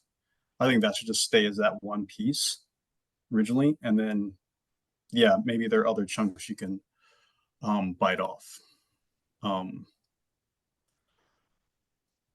I do know that I saw that there's a request for more money for a Roxborough-Avondale intersection design, which has been around for 3 or 4 years. That might be something that BPAC could look at in the near future as like another different chunk of something. I don't think that's even seen the light of day in terms of public comment. But that's something that I think they talked about in the pedestrian safety study. And I think the city is asking for more money to move on. That might be another little chunk, but that's a suggestion. I'm not going to tell volunteers what else they want to bite off and chew. But yeah, that popped up today for me, and it made me think about all the recommendations that BPAC had for Roxborough, which I think are all like very like. I think I agree with a lot of what you're trying to move. It's just that how you argue for it and what you can realistically ask for now and in the longer term. Okay, I definitely want to make sure we kind of clear this one on the decks before we take on anything else. Just because so much time's already gone into everything around the walk audit, but noted, I certainly am interested in what happens with Avondale and Roxborough. So here's where I'm at with this. I think I can take point on at least crafting the first letter. I'd like to have some people to use as a sounding board for that. It seems to me like maybe this, this started as a Triple E initiative, but it seems to me we're sort of moving in the direction of planning and implementation, or at least suggestions for that. So I don't say this to say exclude anybody at all, but I kind of want to have a place for this to live. So I think I might point it at Pi, but understanding that I'll take the first draft. Any thoughts on that or objections to that course of action from the people involved? Pi, and I approve. Okay. Great. Yeah, we'll throw it on the agenda for next time. Okay, cool. And I will try to get to your meeting, but if not, I will at least try to have something written you can look at, even if I don't make it to that meeting. So. Cool. Make sure that I had that. Okay, I think that takes us to new business. Yeah. So as I alluded to, under the Triple E stuff, Bike Durham reached out to us, us being myself and a few of the committee heads. This was maybe a week or two before the meeting with Triple E. And we touched on a lot of things that I think overlapped, but they specifically wanted to talk to us about having greater coordination on, first of all, getting more frequent and substantive updates from the relevant departments for bike and ped projects. So transportation planning, public works. And then the second is maybe coordinating with them to the extent that we agree and overlap on priorities, which I suspect will be a lot, on communicating budget asks for this cycle to the city council. So I guess I have two general questions for the group. One of which on point one, and looking to get project updates. Triple E has kind of gotten started on it with this scorecard idea. I think that can dovetail with it, or perhaps even be it. But I think what we also want to do, and it is that I see more as us looking at things where we can see how a plan is going and how action is happening to the plan. But I think the other piece is us asking for specific updates to this commission from the responsible parties on these projects. So what I want to kind of do is take the temperature of, one, do you think that's a good use of our time, and particularly of our guest spots, because that's probably where we would be doing it? And two, how often do we actually want to try and do this? Because my thinking is this is really us trying to fill a role as a conduit between the public and all these city departments that are a little hard to understand what's happening with if you're not already engaged. You know, we frequently get questions from the public of, you know, where's the Durham Rail Trail at, for example. So I'm going to stop talking for a second and say, are there any questions or comments about that? I hope that was clear. Yeah, I was going to say that actually the scorecard thing specifically was something that John Talmadge brought up today as something that we could do, I guess part of the advocacy committee for Bike Durham. So I mean, if that can be something that like jointly Bike Durham and Triple E work on together, I think that would be ideal, because then we can maybe also bring some more people to Triple E through the Bike Durham Advocacy Committee. Yeah, I think that would be great. And I recall earlier today, and Brian and Hannah, you correct me if I'm wrong, an effort from the city, or like from the transportation department to improve the sort of project timelines, or like improve the information on the timelines. I don't know if I'm phrasing that correctly. Talking to me? Yeah. This Brian? Yeah, that Brian. Sorry. I guess I haven't heard anything about that, actually. I'm sorry to say. What was that something that someone else said during our meeting today? Yeah, it sounded like maybe something Eric was going to work on. Somebody from the transportation. Okay, yeah, I department. heard that Eric was going to try to update them. We have a maps page that I created 4 years ago with all the projects on there, but we no longer get regular updates from project managers on all those different things, and it hasn't been updated. Now Eric Vitale is maintaining the map. He has been maintaining this map over the last year, and I don't think there's any updates no updates have been made to it for at least a year. So I guess he's going through and trying to make updates to those projects that are on our transportation department's maps page. And it has a pedestrian map, and there's a bike map, like an existing and future pedestrian facilities map and a existing and future bike facilities map. And so I'm guessing what Aaron or Eric said was that they're going to update that. And so those are all just our big, like, linear big projects, like construction of new sidewalks, new bike lanes. That doesn't include a lot of the other things that are missing, like all Pete's different intersection projects, or curb ramps, or speed humps, or street projects, resurfacings that come up on an annual basis. So there's a lot that might not be captured in there, but the big projects that we've been talking about for years and that have been around forever regarding new construction, all those will be on there. Yeah. And those are the ones that people usually ask about a lot, like what's happening with Hilldale or something like that. Well, you know, I kind of put these in parallel buckets, but now I'm wondering if there's good alignment and energy around this scorecard idea and good collaboration between BPAC and Durham, Bike Durham, on developing it. I'm wondering if maybe asking for some of those direct updates might fall out of that effort because we'll have a better idea of what we want to track and who we want to talk to.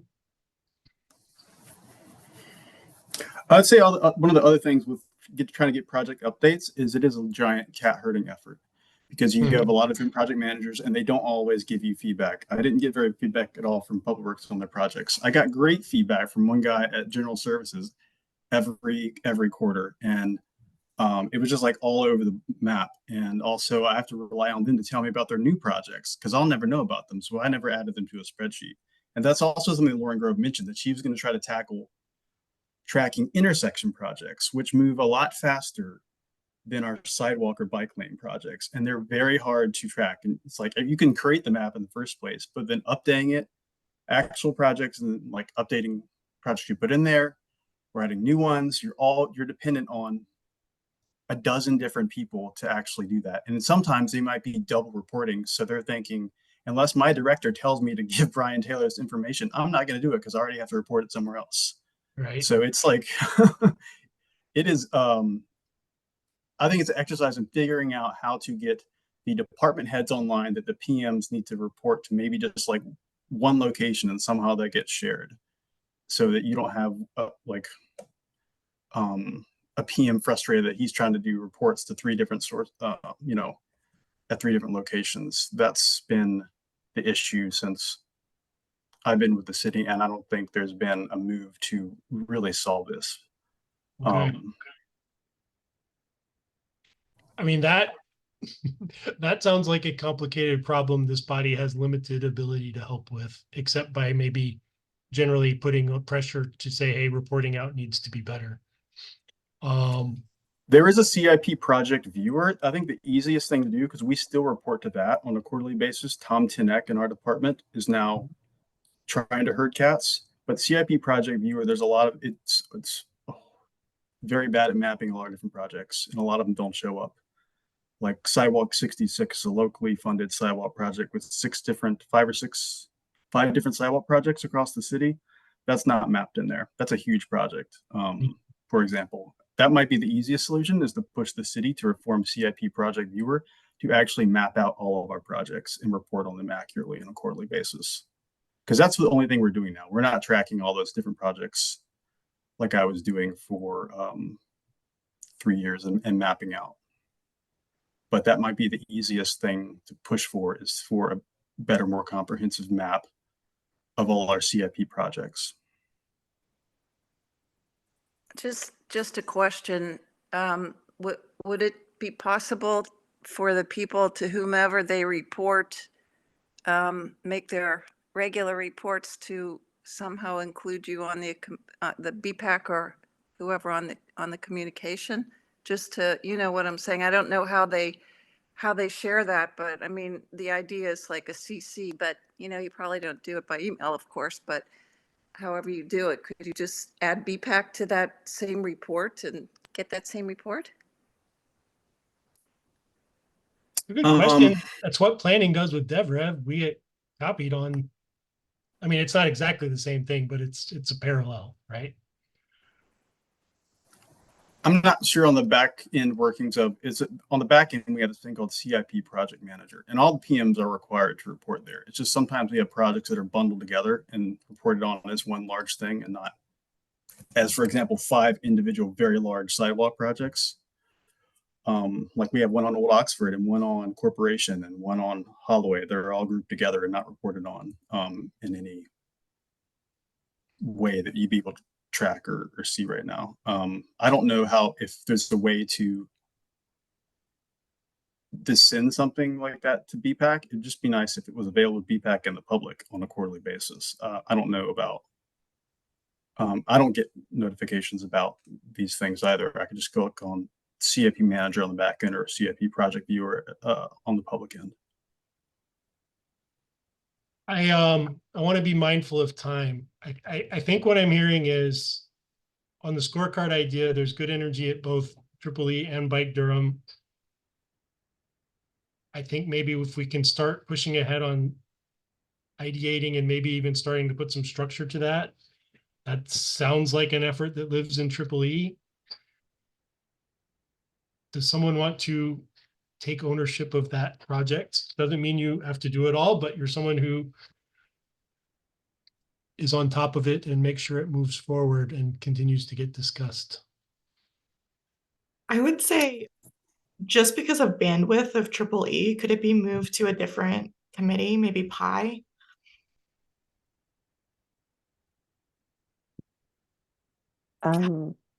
Probably. I mean, we can know throw it in there. I know somebody not on BPAC who would probably be interested in leading this effort. So We have openings. I'll let them know. Okay. Considering Triple E is a little shorthanded at the moment, I Yep. think we can at least take it for the moment and maybe pass along down the road, but we'll start working on it. I mean, I see the logic of it living with Pi as well, and that's fine. And certainly those boundaries don't need to be rigid. I just want to make sure that we can actually have someone be responsible for it. Okay. Okay. So maybe we can take as an action in the next subcommittee meeting or meetings to discuss that and start. And Ideal got off to a good start with just talking about what plans need to be looked at. And that I hope is captured somewhere. If not, we'll pull it out of email and put it in a document. I think that's a good start. So. And there should be ongoing communications with Bike Durham about that. And I know Mary Rose, you're kind of across both organizations, so that will be helpful. Mary Rose, do you have a summary of the scorecard idea that you could share with the transportation department? Not yet. It was literally just an idea today. Okay. So, okay. yeah. Oh, okay. I see. This is definitely a baby idea that could get big, but I actually think it's a good project for this body. So, okay, great. I'd like to move on. The other thing that came up, I will mention it only briefly. And since we've already kind of had mention of budget requests, if we want to start making requests to the city council for things to include in the budget, I believe we need to be doing that now and should be discussing it very concretely at next month's meeting and probably come up with something to vote on. What I'm going to suggest is that I can send around the list of priorities that Bike Durham shared with me to this group. Sorry, I'm getting a comment there. Technically October. Our budget season really starts as soon as the old one ends. Right. And so October is when departments start gathering together their thingamabobbers. And I've heard from lots of corners of the world that it's a super tight squeeze this year because of a focus on making sure we pay labor, which I love, quite frankly. I'm tired of seeing salaries posted for job openings that have sat vacant for years that are way too low, and I know that's why they're not getting filled. Well, we have a couple of options here, right? We can take a pass on commenting on the budget, knowing other people are doing it, or we can try to come up with something we consider a high priority that we want to ask for and do it quickly. We do need to have, I think, good consensus among the group of what to ask for. I'm here. Landon, what do you want to mention something? I was going to say option number 2. I'd like to at least ask. The worst they can tell us is no. Okay. Let me, as a starting point, because we don't have time to get into this in this meeting, let me circulate the list that Bike Durham shared with us. You'll see it's quite long. I think our asks should probably be shorter and more focused. I'm going to ask everybody to take a look at that and also think about what, if anything else, we should be thinking about.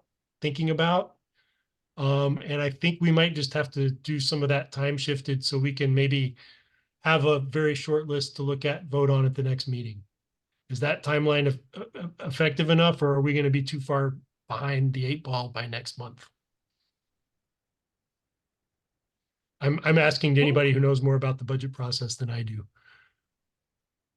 I think you might be behind. Because I think like the budget retreat is on the 1st of next month. Meeting March. March Yeah. 1st. Yeah, I think the budget retreat is March 1st, but I think the public hearings on the budget are March 18th. Yeah, which our next meeting is March 19th. So I think it would be good to, yeah, figure it out before. Javier always emphasized sooner is better. Yeah, definitely, especially when it comes to this. Can we communicate this without voting on it? Can we motion to be able to communicate it without voting on it? If it has to have a motion, can we motion to not have a motion? I move that. I don't understand how we would be able to. I mean, I think it's important if we are going to make a request that it comes from one voice saying one thing, and this is a commission that has people with differing viewpoints, and those need to be respected and taken into account. And I think that I don't want to put another Google document voting mechanism as our official. I don't think that's an official way to tally a vote. I don't believe it is. How many people do we need for a quorum again? 8 at the moment. When's our next subcommittee meeting? And can that be where this can be tentatively discussed if there's a quorum? And would that need to be reported so that the public could in theory attend? March 7th is the PI meeting. Which is still too late.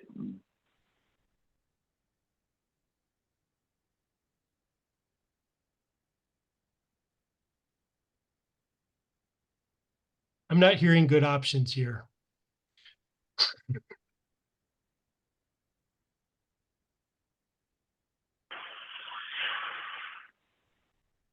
We could have an emergency unscheduled meeting. Are we allowed to do that? Yeah, that's what We have a week's notice for public meetings. Right, so the 29th is more than a week away.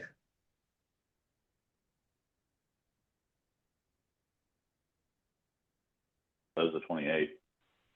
Yeah. Well, no, we would.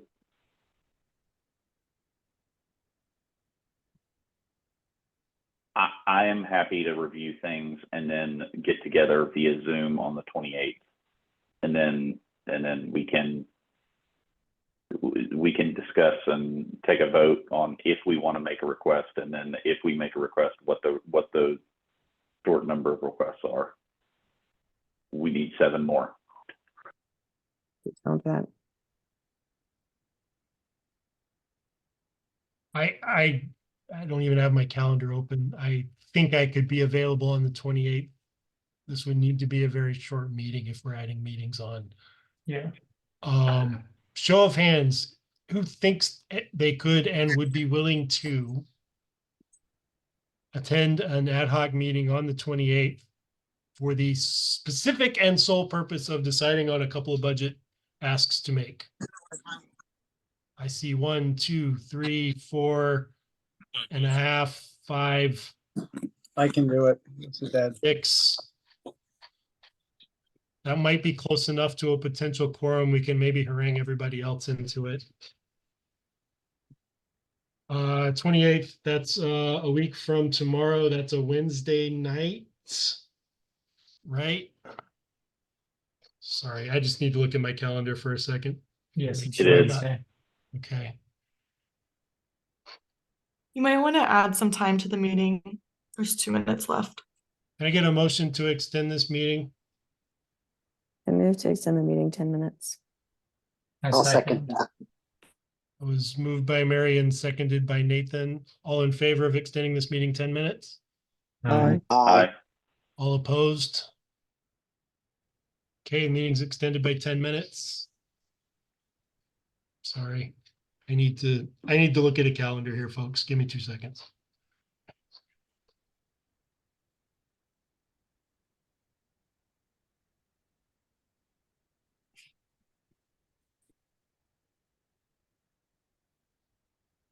6:30, half an hour, Wednesday night. Any objections to that? I'd like to make a motion that we host a half-hour meeting at 6:30 p.m. on Wednesday, February 28th, to discuss for the sole purpose to recommend the budget items from BPAC to advise City Council. Thank you. That was moved by Landon, seconded by Mary Rose. All in favor? Aye. Aye. Any opposed? Okay, we'll communicate this out via email. I will start with the budget ask from Bike Durham. I think we probably need to put a Google Doc that we can collaborate on for any ideas that you want to contribute, have them in one place, have a look at them. Please come to that meeting ready to discuss and make some quick decisions, because I do not want to burden anybody's time any more than we have to with this. Thank you, everybody. That was very productive. We will hopefully do better on this next year. We will take a note on that. And start in October. Just mention, remember, Dale also threw some things out for us to consider as part of the. Yep, that's why I asked for his slides, but thank you for mentioning that, Ed. Okay, thank you. Moving on. Actually, my last item here only actually dovetails with a lot of this. I'm going to go quick. A couple of us had the opportunity to attend a meeting that was convened by Councilman Baker a couple weeks back that touched on a lot of these issues. It was a meeting of stakeholders, including some electeds, the community, specifically this BPAC and Bike Durham, and reps from the various city departments to talk about transportation infrastructure and design, to identify obstacles to delivery of multimodal transportation projects. In other words, things that aren't just for cars. Lauren Grove outlined her plans to deliver a Vision Zero action plan by the end of calendar 24, and mentioned the need to get ahead of the federal grant cycle. There was a lot of talk about process and barriers. Major barriers, probably no surprise to anyone, are NCDOT owned roads and NCDOT involvement in federally funded projects, as well as private sector competition for resources, specifically human resources. They shared with us a very detailed flow chart, which I don't have digital, but I can show you the printout. It's a lot. Don't worry, we're not going to get into it tonight. But suffice it to say, there's a lot of steps in these projects, and it's pretty easy to see why they balloon to 7, 8, 9 years sometimes. In the context of that, they gave some updates on some projects. I'm not going to try and transmit those right now, but basically they aren't moving fast. But again, an output of that meeting from Nate Baker was that this kind of update, these sort of where are these projects along that, is something that could be made to this body regularly. And Lauren Grove did volunteer to try and coordinate that effort. So that's the other piece here. I think we can dovetail that with the scorecard effort, because I think that could provide the framework for what we're asking for. So I know that was a little scattershot and fast, but I wanted to just give an update that that conversation was also happening at that level, and we have some interest. I think Carl Rist is also very interested in helping us push on this in general. I think the more detailed and specific we can be in our asks for the kinds of things we want updates on, the better it's going to move on that side. So I think the scorecard project is really important. Does anybody have any questions about that? And Hannah, you were at that meeting too. Did you have anything you wanted to add? No, nothing really. I think the one main takeaway I had was that it's nice to have leadership support and having everyone kind of come together and realize, you know, we're all trying to do good work, but there are some bottlenecks here and there. But yeah, just having where leadership, city council who cares about this and believes in it is really good. I agree. It was good to see the leadership representation there was at that meeting. So hopefully that will be an ongoing conversation. Okay, are there any other announcements or updates for the good of the order? Yeah, so I sent you all an email yesterday. There's a guy who's been walking across the country who just made it to Durham today. And the Durham Food Co-op is hosting like a breakfast with him. His name is Holden Ringer. A breakfast with him at 8:30 on Thursday morning at the Durham Co-op. And he'll be here like in the city until Sunday, I believe. So you might see him around, and there might be other projects that he or other things you can meet him at. But you're all invited. Everybody's invited to the food co-op at 8:30 on Thursday morning to meet him.